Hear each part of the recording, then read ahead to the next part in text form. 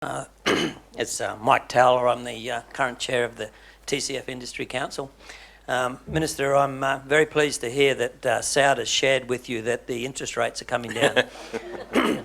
I hope Saud gets some of his colleagues to share that information with us their customers, because one of the big problems in Fiji at the moment is the high interest rates. But I just want to say first that I congratulate you on this budget. You've really nailed it as far as we in the manufacturing industry is concerned. But one of the things that I did hear you mention on the budget night was the removal of duty on life jackets. And as you know, excuse me, as you know, I make life jackets, and I actually welcome the removal of duty on life jackets, because it makes us a more competitive industry. And 99% of what I manufacture actually has to go to the customers in Australia and New Zealand. Now, you can't sell life jackets in Australia and New Zealand if you don't make them to a standard. Now, Fiji is usually a place where product from Northern Asia will get actually dumped here. And we just like to see that the product that is actually brought into Fiji, duty-free, and competing with the product that is made here, is actually made to a standard. Because a lot of product can actually be dumped here and actually be very unsafe for Fijians to use in this market here if they're not made to a standard. So we'd like to see that, by all means, remove the duty on any competition, because we welcome it. But we'd like to see them competing on a level playing field. Thank you. Actually, thanks for raising it. That is one of the issues that we did discuss also with the team. So there'll be now more of a focus on the compliance in respect of quality and standards, etc.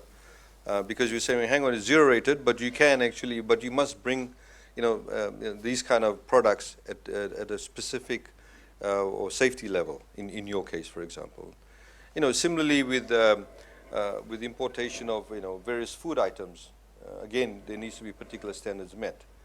The other example that I've given, with business licenses, the example that I've used even today, this morning when we had a session, was that if somebody wants to, Mohini's, she wants to start up Mohini's dresses, all she simply has to do is go and register Mohini's dresses as a business name, or wants to set it up as a private company.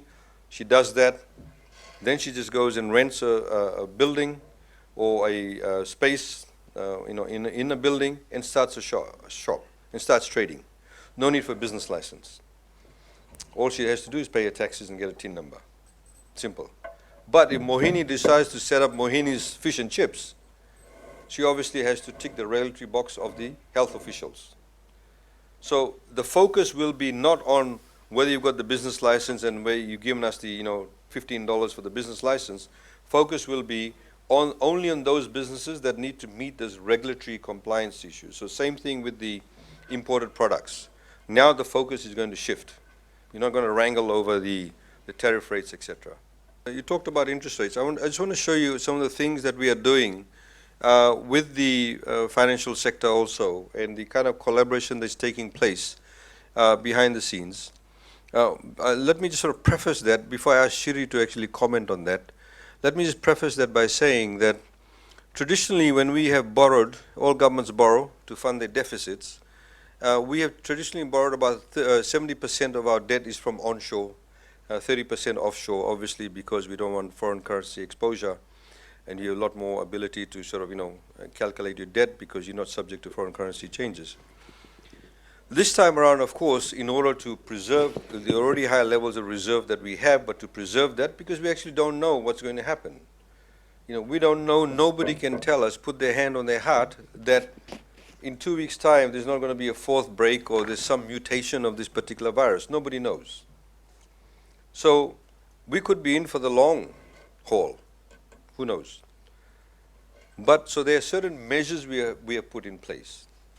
So regarding our borrowing, you'll see that we borrowed more from offshore. And I'd like to acknowledge, of course, the World Banks of this world, the ADBs, IMF. We've also borrowed for the first time from the Asian Infrastructure Asian Infrastructure Investment Bank that's based in China, which is sort of equivalent to the ADB. And I'd like to, of course, acknowledge the development partners that have worked behind the scenes for us to be able to get access. And some of the funding we've actually got is 0% interest rate. Two of the sources, 0% interest rate. So essentially, when you pay back the money over a 40-year period, you're paying less than what you borrowed in real terms. And also some of them have been very low interest rate, 1%, 1.5%. So the idea is to get more funding from offshore.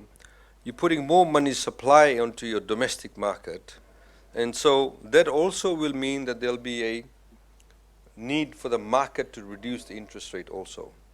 So that's, by way of background. I'll get Shiri, who actually deals a lot with this. Shiri, maybe you can make a few comments in respect of what we are doing vis-a-vis the banks and FNPF, etc. Thank you very much, sir. As Honorable IG mentioned, if you look at this budget, most of the financing also from the last budget and also in this budget is coming from external sources. For example, $250 million US dollars is coming from ADB, which is 200 million going for the refinancing of the global bond. We have US 150 million from World Bank. We have loans from JICA, even IMF. And as AG mentioned, most of this external debt is very, very concessional and from reputable partners like ADB and World Bank. For example, the World Bank loan that we are getting from the IDA resources is a 40-year term with 10-year grace period. So we do not pay for the first 10 years and at an interest rate of 0. Similarly, the funding from JICA is again a 40-year term, 10-year grace period at 0 interest. So there's a lot of external fundings that will be drawing down.